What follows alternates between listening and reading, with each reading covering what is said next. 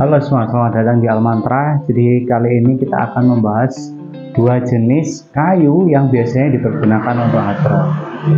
Kayunya kalau orang nggak tahu mungkin serupa, tapi untuk anak-anak hadroh yang tahu pasti tahu perbedaannya. Kayu apa itu? Ya benar, kayu mahoni dan kayu mangga. Perbedaannya seperti apa? Fungsinya seperti apa? Mari kita ikuti videonya. Oke, kita masuk ke bagian pertama, yaitu karakteristik. Jadi di karakteristik ini ada dua macam kayu yang bakal kita bahas. Yang pertama adalah kayu mangga, yang kedua adalah kayu mahoni. Nah, kedua kayu ini adalah dua kayu yang rutin, yang umum dipakai untuk teman-teman hadroh. Nah, untuk segi karakteristiknya seperti yang saya pegang ini contohnya kayu mahoni. Di kayu mahoni ini karakteristiknya itu kayunya itu lebih padat, terus dia kuat dan tahan lama. Jadi untuk teman-teman kalau mau lihat sekilas, dipegang aja kayunya sudah terasa padat, tebal, dan begitu kokoh. Itu yang karakteristik mahoni. Nah, ada juga kayu nangka. Nah, itu lebih kokoh, lebih kuat lagi. Nanti kita buatkan video khusus. Jadi karakteristiknya kayu mahoni seperti ini. Kalau waktu dipukul dia punya suara yang ulem, yang tebal gitu, yang karakteristiknya kuat. Kenapa? Soalnya kayunya padat, jadi suaranya itu lebih nyaring. Selanjutnya kita masuk ke kayu yang kedua. Ini ada hadroh kayu mangga. Nah, ini kayu mangga. Karakteristiknya kalau teman-teman pegang aja sudah terasa kayunya ringan. Terus kayunya ini bisa dilihat teman-teman nanti pori-porinya itu tebal. Jadi kalau nanti teman-teman pukul tabuh itu suaranya dia nggak nyaring senyaring yang kayu mahoni.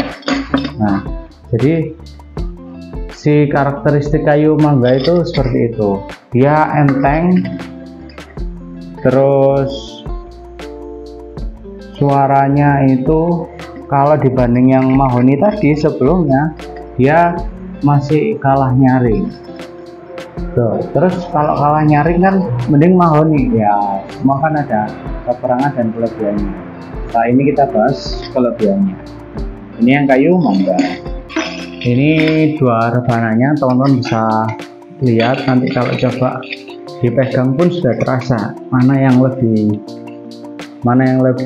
padat, kuat, mana yang ringan. Nah, yang pasti yang kayu mahoni. Ini kalau segi kepadatan ini suaranya. Oke, kita masuk ke segmen selanjutnya. Kita bahas tentang karakteristik suaranya. Jadi karakteristik suaranya itu kalau kayu mahoni ini itu suaranya ulem, padat karena kayunya yang kuat. Nah, jadi suara yang dihasilkan itu nyaring, enak. Nah, untuk peruntukannya kita biasanya menyarankan untuk kalau teman-teman yang punya majelis besar, teman-teman untuk lomba, terus untuk undangan. Nah, butuh yang karakteristik suaranya itu kuat, nyaring, jadi punya karakter suaranya, bukan sekedar bunyi dan sekedar berisik.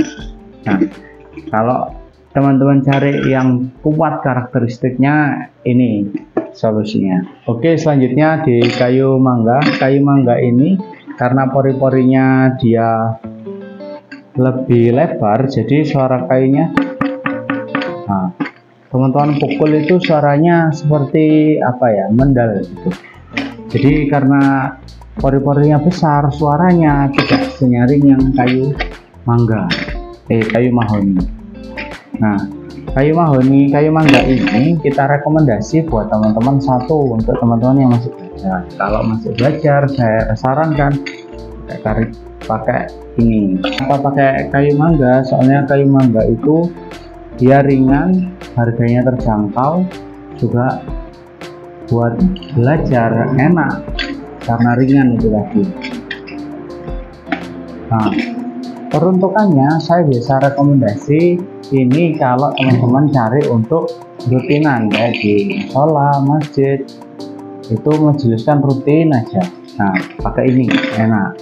Kenapa? Harganya terjangkau, yang kedua suaranya juga sudah mumpuni gitu. Oke, jadi itulah perbedaan dari hadroh kayu mangga dan kayu mahoni. Untuk teman-teman yang punya kesukaan, kira-kira suka yang mana? Nah, di majelisnya juga pakai yang mana, kayu mangga atau mahoni? Komen di bawah ya. Oke, buat teman-teman yang ingin punya hadroh seperti ini, mau yang bagus, mau yang standar, tapi kamu bingung pilih yang mana, nah jangan takut, chat saja di nomor di bawah ini, nanti tim admin kami yang bakal bantu kamu pilih yang mana. Oke, yang terakhir jangan lupa subscribe, nyalakan lonceng notifikasi, dan like video ini supaya kamu tidak ketinggalan update video kami selanjutnya. Terima kasih. Assalamualaikum warahmatullahi wabarakatuh.